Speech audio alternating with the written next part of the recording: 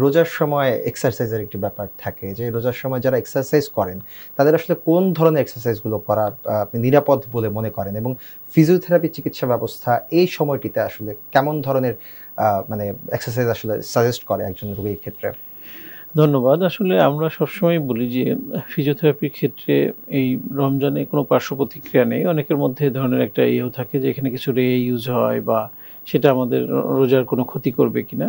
সেটার কোনো ক্ষতি নেই। তবে এক্সারসাইজের ক্ষেত্রে আমরা বলি যে একটু মিডিয়াম বা হালকা এক্সারসাইজগুলো রমজানে করা। কারণ আমরা দেখা যায় বেশি ভারী এক্সারসাইজ করতে গেলেই স্বাভাবিকভাবে একটু তখন তার উইকনেস আসে বা তার ডিহাইড্রেশন এর বিষয় আসে, তার পানি শূন্যতা তৈরি হয়।